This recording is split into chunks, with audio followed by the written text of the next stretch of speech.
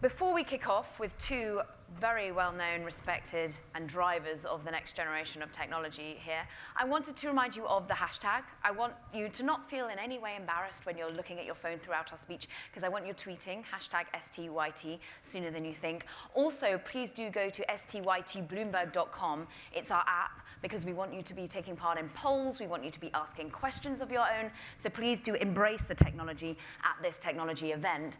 And to kick things off with none other than Frédéric and Will, who of course have companies that are well into unicorn status, i.e. they are worth far more than just $1 billion nowadays. I want to get a sense from the audience of how much you think Europe is the place to build a technology company right now. So I'm going to ask a poll. I want you to go into your app quickly, heads down, get voting. Is Europe now the place to build your startup? Or is potentially still Silicon Valley where it's at? So at the moment, we currently have yes. 88% think that Europe is the place to build your startup. That's a resounding event. So Will and Frédéric. Will, I'm going to start with you. As an American by culture, but living in London, so we've harnessed you as our own. Why London was the place to build your company because personal reasons, but how has it proved to be the right choice from a business perspective? Yeah, so I started the business in London. You know, I'd lived in London since 2004, so had been there quite some time and saw this big gap in food delivery, and ultimately that's why I started the company. Like I said, initially it was a personal thing, but what I found was that it was actually just very easy to start up a company. It was very easy to hire people. People were willing to work, you know, in a small dark room without windows, you know, initially. So it was a really great place to start a business. Frédéric, what about France? Is it becoming more of a place to build your startup? Because I'm afraid you've only got 3 unicorns compared to several that the UK can shout about, but you are one of them, and Macron seems to be embracing it as a tech hub. Yeah, I think today it's the environment has changed a lot. It's now very accepted that you create a startup as a real path for your future, even when you're super young. Before, the main thing was to get into a big company and then get a big job there. I mean, as a student from the main top universities or something like that. And now we see that it's becoming very attractive and followed to actually create startups. So it's changed a lot. To me, creating in France was also because I thought the opportunity was here, and it's still been proven because one of our biggest markets is France. So even though we're in 22 countries today, France still is a very big market for us. So that was the reason why we started here, and so carpooling has been burgeoning in France, and it's really great today. But it's also because, on a more personal note, it's an environment I knew very well, so I was able to create a company easier here than possibly somewhere else, even though I had spent some time in the US and somewhere else. But I think today it's becoming easier to do that because we have an ecosystem. We now have, you see, Station F, which is something which helps companies to, in the early days, to actually achieve their mission and grow, which was not the case at the time. We see also that a lot more investments are coming to France and to Europe. France has raised, the startups in France have raised more than 500 million euros in the first quarter of 2018, which is 70% increase from last year's same quarter. So it's really changing. And so it's an environment which is really exploding today. I think we've got some great charts that we can show the audience on how many startups there are gaining unicorn status. You are one of the 18, Will, over in the UK, and you are one of but 3 in France. But hopefully that will shift a little bit more in terms of gathering a pace. Will, we were talking just how BlaBla's in 22 countries. You are a global operation when it comes to Deliveroo. You just come here in Paris and it's besieged by drivers with, and cyclists and mopeds with Deliveroo branding on them. How have you expanded globally? How much opportunity is there still set to grow? So we're in 12 countries today. So that is Western Europe, Southern Europe, UAE, Hong Kong, Singapore, and Australia. We see this as a mainstream problem, better food delivery in almost everywhere around the world. So we think it's a huge global opportunity. I would also say, though, that just being in France, for example, we're going to be in about 150 cities by the end of June. So the opportunity just in one country alone is enormous. And I think that we're both focused on the depth of the opportunity in a certain geographic area as well as expanding into new markets. Yeah, how much of is the depth of the opportunity still there for BlaBla? It's always tough to estimate it, because when we started, people said it would never work. So, and now we have 65 million people using BlaBlaCar in 22 countries. But what we see, what we can compare is we can still look at the empty cars. For me, a car which is empty with 3 seats available is opportunity. And if you look at this, we still have a lot of them. We counted the other day that the number of kilometers that we see published on BlaBlaCar, even in France, where we have a penetration rate which is 40% among the age range 18 to 35, which is huge, like 4 people out of 10 use BlaBlaCar in this age range in France. Even in this country, less than 1% of the kilometers which are ridden by cars are done with BlaBlaCar. So our opportunity here is still like 99%. Even in France and in the other countries, of course, where we are sooner in the progression, it's even bigger. Both of you are going to chat with President Macron later today, Tech for Good, as he's calling it, meeting with leaders of technology such as yourselves. Will, how has it been liaising with the French regulators, for example, when you are ahead of the curve, when you are building disruptive technology, you tend to be ahead of legal and the rules and regulations that are in place. Has France, are you finding it a better place to expand as a business? So we work with a fleet of self-employed riders, and one of the, one of my personal, issues on this is we've always wanted to end the trade-off between flexibility and benefits, right? I was the first Deliveroo rider. I still talk to many of the people that worked with us. You still drive today, right? I do it about once every 2 weeks, just to kind of see what's going on. I do it on a bicycle now, not on a scooter. But I'm very much in touch with the riders, and flexibility is overwhelmingly why people choose this job. Yet we also want the ability to offer people benefits as well. And so we've been liaising with various governments around the world.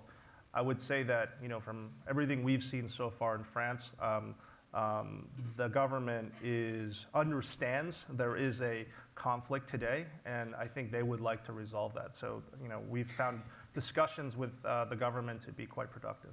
Well, I've got a question from the audience, and do keep them coming. Just on that note of saying how generous you are with your full-time staff members, handing them equity, for example. You yourself are still a rider. How are you looking to treat riders yourself as a company as well? What is it that you're doing to ensure that they're benefiting by your growth and scale?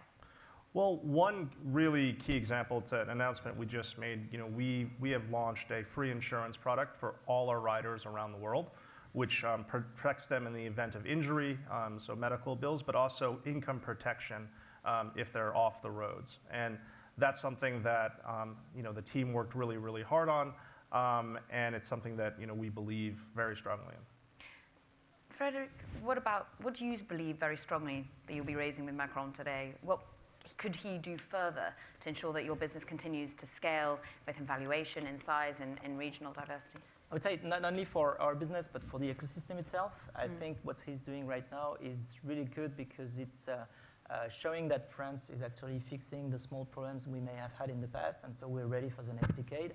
So he's doing a great job at this, and I think the most important thing for the ecosystem is to be attractive and to be able to attract talent from anywhere in the world, because that's how digital businesses can grow globally. It's by having people who work in those companies who have this world approach, and for this we need people from everywhere to actually help our businesses. So I think he's been doing a great job, and so when we look at what's needed to make a company grow, you need money, like our companies. I mean, digital companies need investments, so they need to raise some funds in order to develop faster, because in digital, it goes super fast. And they also need talents. The thing is, it's actually today easier to raise funds than to raise talents, because the money is actually a lot more mobile than talent. And so when you want to relocate people from one place of the world to the other, it takes more time and it takes a lot of conviction. And I think that everything that we're doing here to make the best conditions for our businesses to grow is something that will attract more international talent, and this is great for the ecosystem. How is international talent, Will, in the UK at the moment? Unfortunately, our UK government is somewhat distracted and perhaps not as focused on the tech ecosystem as the previous government was. How are you seeing the confluence of talent? It's still easy to get people?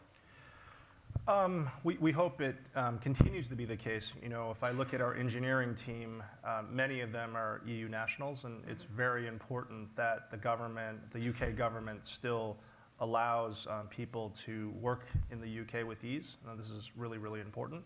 For us, what we've had a lot of luck doing is actually recruiting people from Silicon Valley. So those would be, you know, Europeans or British people who have spent time at Facebook, Twitter, et cetera, Google, and they've seen scale, they've seen, you know, growth in a way that most European companies haven't, and bringing them back to London so they can be part of this ecosystem, help us build this ecosystem is really important. So it's very important to me personally and the company that the government's supportive of those types of moves. Interesting that you bring up how Facebook, Google have seen growth. They've also seen the repercussions of that growth. And in some ways now the focus is on growing ethically. Frédéric, that's, you know, tech for good is what Macron is talking about today. How do you see yourself building, how do you ensure that the culture and ethics remain where you want them to be? So the topics that will be discussed today are education, work, and diversity, which are like major topics which will be discussed with all the people flying from Silicon Valley and everywhere at Élysée today. And in terms of culture, when you grow your own company, what we've done is we've made it as explicit as we could. So we've made sure that everyone had the opportunity at some point when we were 50 to express why they were loving their job and they were loving working together and building what we were building. And we extracted some principles that we have shared and we've made super explicit. So there on the wall you have principles like share more, learn more, which is something which emphasizes the fact that you can learn a lot from your colleagues, and that's how you grow and that's how you cope with innovation, which goes super fast as well. So you share everything you know so that you learn more, and we collectively learn a lot more. You also have principles like be the member for us, which is we do carpool all the time. I did 4 carpools in the last three weeks, and so we all do that, and it's really important that we stick to our community and we stick to our product. So by these kind of things, you can create a culture which you make coherent to make sure that even though we have 35 nationalities in the company today, we all act coherently to make sure that we do some actions which have the power in it from the unity of the team. And so I think this is very important. If you don't do that, then you get a culture which is mixed, and people will decide differently. Not that there is a good or a bad decision. Sometimes it's just that if several people decide differently, then it doesn't work. So you have to make sure everybody is aligned, and culture is part of this alignment. Well, we've got a question from the audience, Agnes, asking, what are the top challenges for your business that you foresee in the future? Is culture one of the top challenges as you scale to ensure that you can stay in the way that you wanted to see it grow? Yeah, I mean, for me personally, it is. Like I addressed our French team earlier this morning, and I said, you know, I'm not a professional executive, right? I'm a founder of a company. I'm a builder. I'm not schooled in 20 years of working at a large company. So thinking about how we scale internal communications, thinking about how we scale high-velocity decision-making is a challenge. It's something, you know, I'm working on with all elements of the company, but just not having done it before, it can be daunting sometimes. Especially my role in the first year, I was a delivery rider. I did it every single day for a whole year. Yeah. The next year, it's something different. Now, 6 years later, 5 years later, you know, we're in 12 countries, 500 cities, and so making sure everyone's on the same page is something that, you know, I have to spend a lot of time on and have to improve on. Frédéric, what do you see as your key challenges growing? Is it competition? I mean, obviously you're now looking to be within cities, shorter rides, not just the long distance rides, which the area that you dominate, but you have Uber coming in. There's Dara Khosrowshahi, who's going to be at the event today as well. Is it competition? How do you fend that off? Well, there are different things. For us, we also have to make sure our product is adapted and has the same business model in all countries, which is not the case today. We have several business models in different countries. I wish we will be able to unify those business models because it makes your business stronger and easier to operate. That's one thing. The other thing about competition, I would rather see opportunity, because when we go and tackle the short distance rides, so for carpools, what we do is we address something which actually no one is really addressing today. It's going to work with your car every day and coming back with your car every day to home.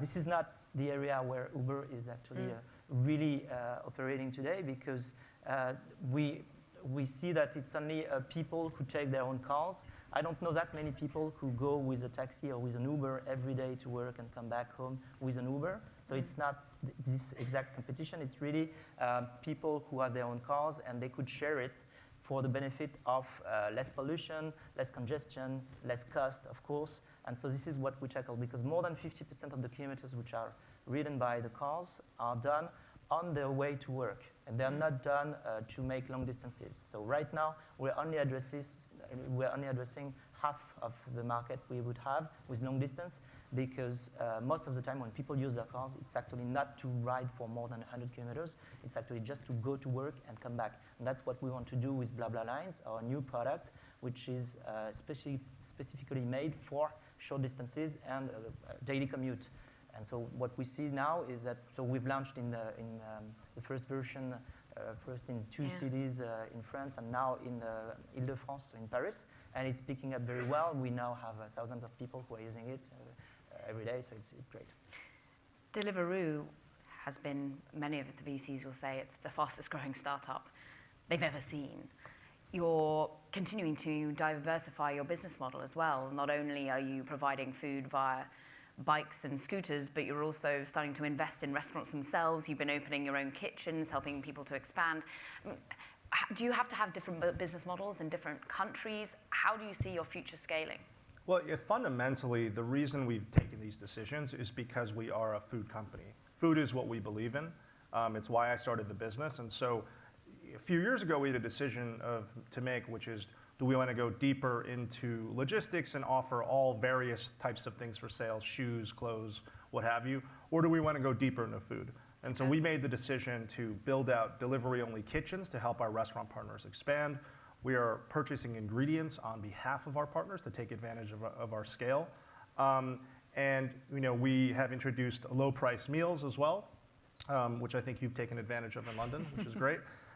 So all of this is, we believe that the problems that everyone's facing is actually the same in all 12 countries we operate, and we're just going deeper and deeper and deeper into that value chain. And is that how you fend off the competition? Because you're going to be sat next to Dara as well, and look, he has Uber Eats. I think the competition's important because it makes us better. I keep it kind of at a peripheral view. What we're really focused on is the size of the opportunity, and it is just enormous. And we are a food company. We're not, bringing people around in cars either. And so we have a singular focus, a singular passion, and I think that's really, really important. Someone's just asked, Sylvain asks, will there be drone deliveries? You're not going into delivery mode, it's going into food. I think the method by which we deliver food is, in cities at least, is always going to be humans for the foreseeable future. I think where drones could be interesting is in a rural area today where we can't service. Delivery by air could be a compelling option. Keep these questions coming, guys. Fred, what one thing do you think is still lacking in Europe? Is actually the fact that we've got 3 unicorns enough in France? Is it just time, or do we need a little bit more money, a little bit more expertise? Will we get to Silicon Valley sort of size and shape? Well, I think we're fixing one thing, which is the mindset about going global. So for anyone who starts a company today, especially in the digital sector, in any of the European countries, it's impossible to just think that it will be a national business and that it will just stay in this country. So now the mindset clearly is, if you create something in digital, it has to have some global potential. And so this mindset is evolving, along with the fact that we are also making the conditions for those companies to grow better. The other thing that would need to evolve, and it's going to take a little bit more time again, it's making sure that we unify as much as we can in terms of regulation in Europe, because as a joke sometimes I say, growing a business in the US is like running a 100 meters race, but growing a business in Europe is like running a 110 meters hurdle race. Because we have different regulations each time we enter a new country. You have new labor laws, new VAT, new anything. New data protection, well, it's getting fixed, but we also have this. And so, or not new, but different. And so as a company, it's already tough to build a business that can scale. And it's already tough to have your market fit and build a product that everybody loves. But if you have to adapt everything to every single country, it makes things even harder. So we're fixing this little by little. There are some initiatives by the EU which go in that direction, clearly. It's going to take another few years, most probably, but it's what we need to grow faster as digital companies. Will, does doing the hurdles make it actually better to then be able to get into lots of different countries at a faster pace than perhaps the sprint runner in the US who's very good at only flat running? I mean, yeah, if you think about the US from a business perspective, it is fairly homogenous. And you have a really big market of 350 million people, and you can just kind of plow ahead, as Frédéric said, at the 100-meter dash. I think the fact that the markets here there's some similarities, but there are a lot of differences as well, puts you in a good position to expand further into new countries. I think just on your point earlier around what sort of things need to change in Europe to really create something that's a rival to Silicon Valley, I think it's just more successes. Yeah. Having large exits where employees understand the value of equity, where people have seen really fast growth. Because if you haven't seen it before, you can read about it all you want. It's just a really different thing when you experience it firsthand. And I think that sort of thing would go a huge way in building a strong ecosystem. It begs the question, therefore, you're both the pin-ups that we want to be the next big exits and the excitement that comes in Europe. Do you aim to go public at Deliveroo, and what sort of timescale? It's not something that we think about on a day-to-day basis. We just think about the size of the opportunity. I'm sure some of our investors will have an opinion about that at some point as well. So, do you think, Frédéric, that you will go public? Is that the aim? Well, frankly, we don't know. I would do the exact same answer as Will. The thing is, the way to see an IPO to me is it's a fundraising.